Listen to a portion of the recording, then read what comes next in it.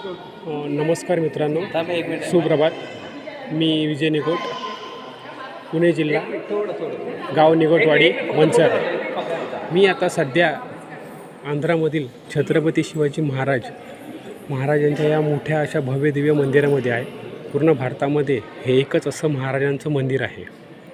म्हणजे खूप मोठी शोकांतिका आहे महाराष्ट्रासाठी की आपलं आराध्य दैवत पण महाराष्ट्रामध्ये एकही महाराजांचं मंदिर असं नाही आहे. पूर्ण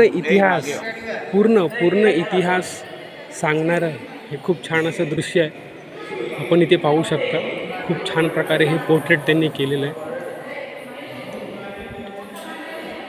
हे दाखवण्याचं कारण एकच की आपण गर्व से कहो हिंदू आहे, छत्रपती शिवाजी महाराज की जय. ट्रेनमधून प्रवास करताना सकाळ संध्याकाळ त्या आरोळ्या. पण ही महाराष्ट्रासाठी, मुंबईसाठी खूप मोठी शोकांतिका आहे की आपल्या महाराजांचं आपल्याला हवं असणारं एकही मंदिर हे महाराष्ट्रामध्ये नाही आहे. दाखवण्याचं कारण एकच एवढंच आहे फक्त, बस.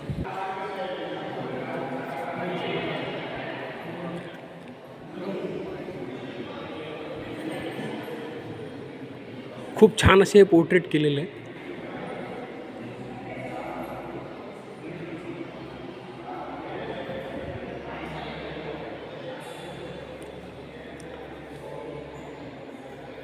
ही शाहिस्तेखानाची बोटे छाटलेली,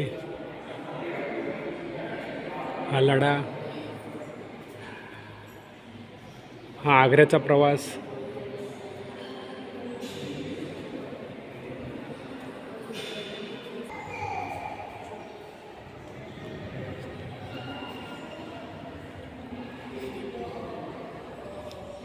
ही रामदास स्वामींची भेट. खूप छान राज्याभिषेक सोहळा.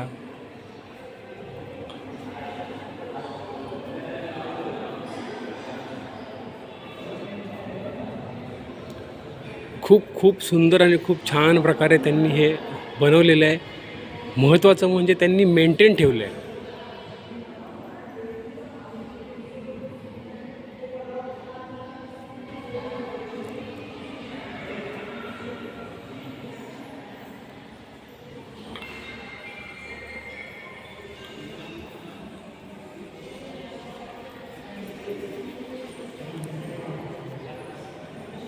आपले आमदार, खासदार मराठ्यांचा झेंडा घेऊन फिरणारे, त्यांच्यासाठी ही लाजस्पद गोष्ट आहे.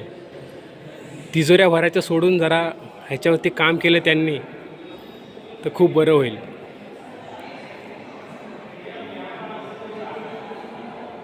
फक्त महाराजांचं नाव वापरून काही होत नाही. ही महाराजांची भव्य दिव्य मूर्ती आहे. हे त्यांची सभा भरताना दाखवलेलं आहे. हे ध्यान मंदिर आहे. सॉरी, महाराजांची ही ध्यानस्थ लावलेली मुद्रा. खूप छान प्रकारे त्यांनी हे मेंटेन ठेवलेलं आहे. महाराजांची प्रतिमा आहे ध्यान मुद्रेमध्ये. मागे आपल्या भवानी मातेचा पोर्ट्रेट त्यांनी केलेला आहे. आणि विशेष म्हणजे आंध्र प्रदेशमध्ये हे साकारण्यात आलेलं आहे. आणि ह्यांची जी प्रवेश शुल्क आहे ते फक्त 10 रुपये. म्हणजे एवढं सगळं करून 10 रुपयामध्ये आपल्याला हे सगळं पाहायला मिळतं आहे. खूप छान प्रकारे त्यांनी केलेलं आहे.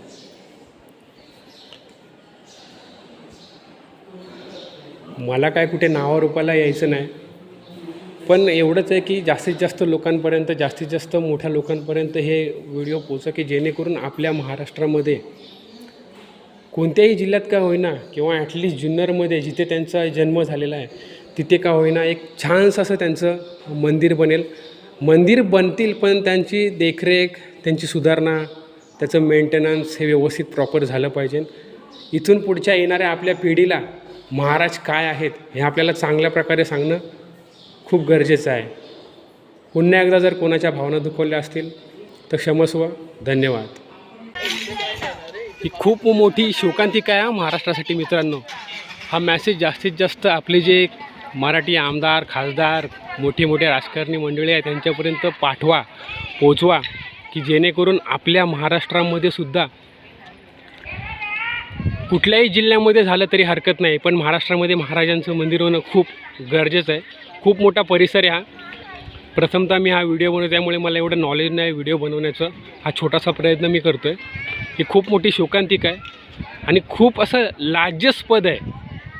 जेवढे पण आपले राजकारणी मोठी मोठी मंडळी आहेत, महाराजांचं नाव घेऊन फिरत आहेत, महाराजांच्या नावाखाली मतं, महाराजांच्या नावाखाली कारभार, पण ह्यातून काहीतरी त्यांनी शिकावं की आपल्यातले जे द्वेष आहेत, जे काय असतील पॉलिटिकल पार्टिकलमधले, पण ते सगळे बाजूला ठेवून सर्वांनी एकत्र येऊन महाराजांचं असं एखादं एवढं मोठं नाही, निदान छोटं तरी पण छान असं मंदिर बनवावं.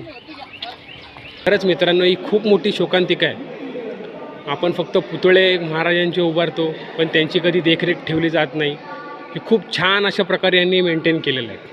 सर्व आमदार खासदार जे मराठ्यांचे नावं घेऊन, महाराजांची नावं घेऊन जे राजकारण करत आहेत, त्यांच्यासाठी एक खूप सुंदर असा हा संदेश आहे की याच्यातून काहीतरी शिका. फक्त तिजोऱ्या भरायचं आणि हे करायचं ते करायचं, ह्याव करायचं त्याव करायचं, आश्वासनं देऊ नका. ह्याच्यातून काहीतरी शिका. कोणाच्या भावना दुखवल्या असतील तर क्षमस्व. धन्यवाद.